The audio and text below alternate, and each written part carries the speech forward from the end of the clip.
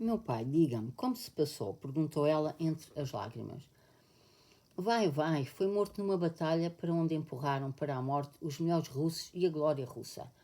Vai, princesa Mária, vai e dilo a Lisa, eu vou depois.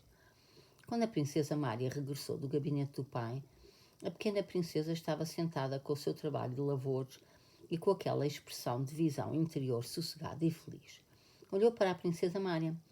Era como se os olhos dela não distinguissem a princesa Mária, mas olhassem para dentro de si mesma, para algo de feliz e misterioso que se passava dentro dela.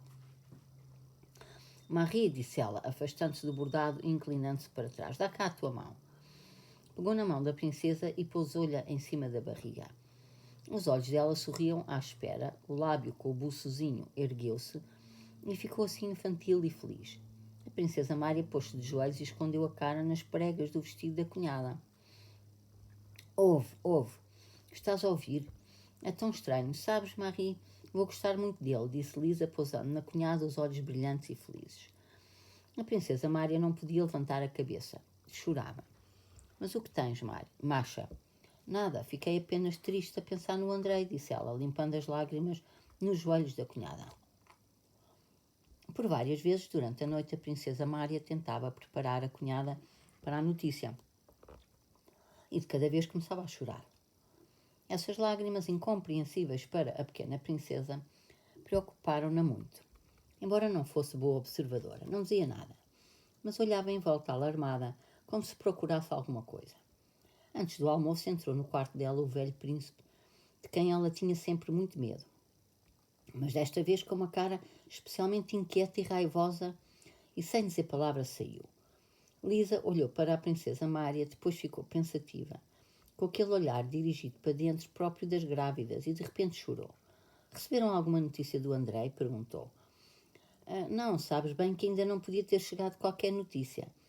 Mas o meu pai está preocupado e eu tenho medo. Então nada, disse a princesa Mária, olhando com firmeza para a cunhada com os seus olhos luminosos. Resolvera não lhe dizer nada e convenceu o pai a esconder de Lisa a terrível notícia que tinham recebido, até que ela desse à luz, o que estava por dias. A princesa Mária e o velho príncipe traziam, pois, escondido dentro deles a desgraça, cada qual à sua maneira. O velho príncipe não queria alimentar esperanças. Decidira no seu íntimo que o príncipe Andrei tinha sido morto. E embora tivesse mandado um funcionário à Áustria para que procurasse a pista do filho, já tinha encomendado no Moscovo um monumento funerário para ele com a intenção de o instalar no jardim. E dizia a todos que o filho tinha sido morto. Tentava fazer o mesmo ritmo de vida, imutavelmente, mas as forças traíam-no. Caminhava menos, comia menos, e a cada dia que passava ia se tornando mais fraco. Quanto à princesa Mária, alimentava a esperança. Rezava pelo irmão como se estivesse vivo e esperava a cada instante a notícia de que ele voltaria. 8. Minha boa amiga, disse a pequena princesa na manhã de 19 de março. Depois do almoço, e como era típico dela, levantou-se-lhe o lábio com o buçozinho. Porém, como havia tristeza em todos os sorrisos e não só, também em todos os sons das falas e até em todos os passos naquela casa desde a chegada da notícia terrível, também era triste o sorriso da pequena princesa dominada pelo estado de desânimo geral, embora sem conhecer a causa, e contribuía ainda mais para a tristeza de todos. Minha boa amiga, tenho receio de que o fruto chique, como diz o cozinheiro, desta manhã me tenha caído mal. Frustique é o afrancesamento divertido de uma palavra de fala popular petersburguense, Fritz, pequeno almoço, derivada do alemão. Ok. O que tens tu, alminha? Estás pálida. Estás tão pálida, disse assustada a princesa Mária, correndo para a cunhada no seu passo, ao mesmo tempo pesado e silencioso. Vossa Alteza não quer que mande chamar Mária Bogdanovna? Disse uma das criadas de quarto. Mária Bogdanovna era uma parteira do centro distrital, que estava em Lissigori, havia mais de uma semana. Realmente, apoiou a princesa Mária. Talvez seja isso. Vou buscá-la. Coragem, meu anjo. Beijou Lisa e já se preparava para sair. Não. E além da palidez, desenhou-se no rosto da pequena princesa o medo infantil da dor física inevitável. Infantil? Por que há de ser infantil? Não, é o estômago. Diga que é o estômago. Diga, Maria. E Lise desatou a chorar, torcendo as mãos pequenas no jeito sofredor de uma criança caprichosa, com um pouco até de fingimento. A princesa saiu do quarto a correr para ir em busca de Maria Bogdanovna. Ai, meu Deus, ouvia lá atrás de si. Já vinha ao encontro da princesa Mária à parteira, esfregando as suas mãos pequenas, sapudas e brancas, a cara solene e calma. Maria Bogdanovna. Parece que começou, disse a princesa Mária com os olhos muito abertos e assustados, postos na parteira. Ainda bem, graças a Deus, minha princesa, disse Maria Bogdanovna sem estugar o passo. Vós, as raparigas, não tende nada que saber destas coisas. Mas como vai ser se o doutor de Moscou ainda não chegou, disse a princesa. Por desejo de Lisa e do príncipe Andrei, tinham chamado um médico parteiro de Moscou e esperavam-no a todo momento. Não faz mal, princesa, não se preocupe, disse Maria Bogdanovna. Vai tudo correr bem, mesmo sem o doutor. 5 minutos depois, a princesa, dentro do seu quarto, ouviu que arrastavam qualquer coisa pesada. Assomou a cabeça. Os criados levavam para o quarto da pequena princesa o divã de couro que estava no gabinete do príncipe Andrei. Via-se nas caras dos criados uma expressão solene e serena. A princesa Mária estava sozinha no seu quarto, escutando os sons da casa. Entreabrindo de vez em quando a porta, quando alguém passava em frente e observando o que se passava no corredor. Várias mulheres, num passo silencioso, andavam para trás e para diante, dando olhadelas à princesa e virando logo as caras. A princesa Mária fechava a porta, sem se atrever a fazer perguntas, voltava para dentro, sentava-se no cadeirão, ou pegava no breviário, ou se ajoelhava diante dos ícones. Para sua amargura e espanto, sentia que a oração não lhe acalmava as emoções. De repente a porta dela abriu-se devagarinho e entrou a sua velha ama, Praskovia Savishna, de lenço na cabeça, ela que quase nunca entrava no seu quarto, proibida que fora de o fazer pelo velho príncipe. Vim para a tua beira, Mashenka, disse a ama, e trouxe-te as velas do casamento do príncipe, meu anjo. Vamos acendê-las diante do santo. E suspirou. Ai, que bom, minha ama. Deus é misericordioso, pombinha. A ama acendeu as velas, enroladas em fios de ouro, diante dos ícones, e sentou-se à porta a tricotar uma meia. A princesa Mária pegou no livro e começou a ler.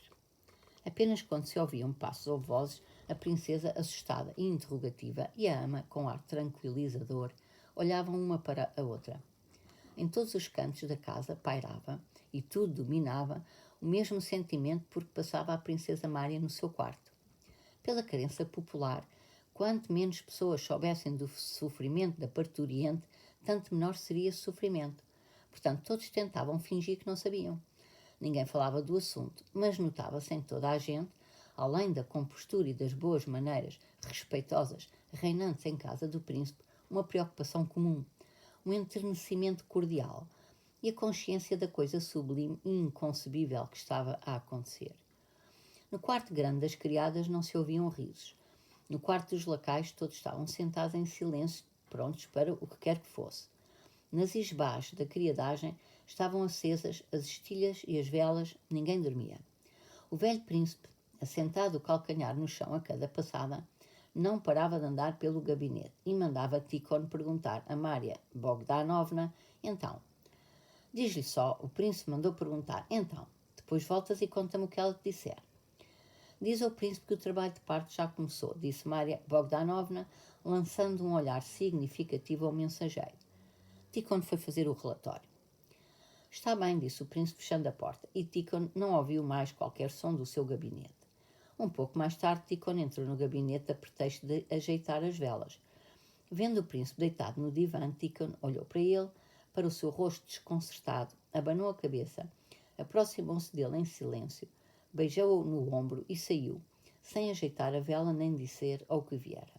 O mistério, o mais solene do mundo, continuava a cumprir-se. Passou a tarde, caiu a noite, e o sentimento de espera e de ternura cordial perante o incompreensível não diminuía, mas aumentava. Ninguém dormia. Era uma daquelas noites de março em que o inverno parece querer recuperar o perdido e lança com a raiva do desespero as últimas neves e nevascas. Já tinham sido mandados cavalos de muda para a estrada, ao encontro do doutor alemão de Moscou, esperado a cada momento. E agora saíam cavaleiros com lanternas. para, a partir do cruzamento para o caminho vicinal, o acompanharem pelo piso de buracos cheios de água debaixo da neve. Havia muito que a princesa Mária largara ao livro. Calada, não desviava os olhos luminosos da cara da sua ama seca, enrugada, familiar até o mínimo tracinho. Uma madeixa branca a assomar-lhe do lenço um saquinho de pele senil sob o queixo. A ama, Savishna, com a meia nas mãos, contava em voz baixa, sem ouvir a si mesma e sem atentar no que dizia a história por ela narrada centenas de vezes de como a falecida princesa, em Kishinev, dera à luz a princesa Mária, assistida por uma campónia moldava em vez de parteira. Quando Deus ajuda, não são precisos doutores, dizia ela. De repente, uma rajada de vento destravou a tranqueta e abriu uma janela, a que tinha sido tirada uma das vidraças, por ordem do príncipe. Com a chegada anual da cotovia, tirava sempre um dos vidros duplos de uma janela de cada sala. Sacudiu a cortina de estofo e, com um sopro de frio e neve, apagou a vela. A princesa Mária estremeceu. A ama largou a meia, foi à janela e, debruçando-se para fora, esforçava-se por apanhar e fechar o batente escancarado. O vento frio sacudia-lhe as pontas do lenço e as repas grisalhas que lhe saíam por baixo dele. Princesa, mãezinha, vem aí alguém pela avenida, disse, segurando a vidraça e demorando a trancá-la. Com lanternas. Deve ser o doutor. Ah, Deus do céu, graças a Deus, disse a princesa Mária. É preciso ir recebê-lo. Não fala russo. A princesa Mária lançou o chaile pela cabeça e correu ao encontro dos recém-chegados. Passado o vestíbulo, viu pelas janelas que uma carruagem com lanterna estava parada à entrada. Saiu para as escadas. Em cima do balaústre do corrimão estava uma vela de sebo a derreter-se ao vento. O lacaio Philip, com uma cara assustada e outra vela na mão, estava mais embaixo, no primeiro patamar da escada.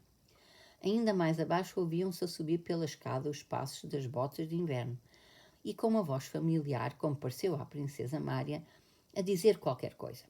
Graças a Deus, disse a voz. O meu pai. Deitou-se, respondeu a voz do mordomo Damian, que já estava embaixo. Depois a voz disse mais algumas palavras, a que Damian respondeu, e os passos das botas de inverno tornaram-se mais céleres à medida que se sentia a sua aproximação. É o Andrei, pensou a princesa Mária. Não pode ser, era um milagre grande demais, pensou. E no mesmo instante em que o pensou, no patamar onde estava o lacaio com a vela, apareceu o rosto e a figura do príncipe Andrei, com a gola da pelícia enfarinhada de neve. Sim, era ele, mas pálido e magro, com a expressão mudada, estranhamente mais branda, mas preocupada. Subiu e abraçou a irmã. Não receberam a minha carta? Perguntou. E sem esperar pela resposta, uma resposta que nem sequer lhe seria dada porque a princesa estava incapaz de falar, voltou a descer e logo a subir com o médico parteiro que vinha num passo rápido atrás dele. Tinham-se encontrado na última estação de muda e abraçou de novo a irmã. Que destino, disse, macha querida, e tirando a pelícia e as botas, foi para os aposentos da princesa. 9. A pequena princesa estava deitada em cima das almofadas de touca. Havia pouco que as dores tinham abrandado, com o cabelo negro a serpentear em madeixa junto às faces afogueadas, cobertas de suor. A boca vermelha, linda, com o lábio de buçozinho preto. Que horror! Estava aberto e sorria alegremente. O príncipe Andrei entrou no quarto e parou aos pés do divã em que ela estava deitada. Olhavam de lá com emoção e susto infantil os olhos brilhantes da princesa que se detiveram nele sem mudar de expressão. Gosto de vós todos, não fiz mal a ninguém, porque estou a sofrer, ajudai-me, parecia dizer a sua expressão. Via o marido, mas não compreendia o significado desta sua aparição diante dela. O príncipe Andrei contornou o divã e deu-lhe um beijo na testa. Minha alminha, assim a tratou, o que nunca fizera antes. Deus é misericordioso. Liz olhou para ele com uma interrogação e uma censura infantil no olhar. Esperava que me ajudasses, mas nada, também tu, diziam os olhos dela. Não se surpreendeu com a chegada dele, mas também como que não percebia que tinha chegado. A chegada dele nada tinha a ver com o seu sofrimento, nem com o alívio do sofrimento. As dores recomeçaram. Mária Bogdanovna aconselhou o príncipe Andrei a sair do quarto.